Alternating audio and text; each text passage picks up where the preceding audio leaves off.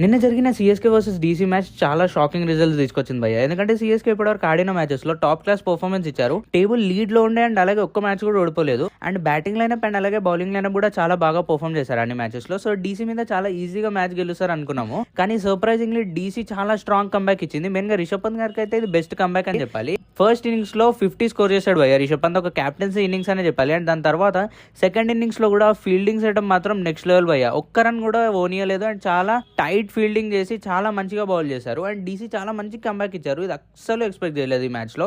And చాలా ఈజీగా CSK గెలుస్తుంది అనుకున్నప్పటికి కూడా 20 రన్స్ డిఫరెన్స్ తో ఓడిపోయారు మ్యాచ్.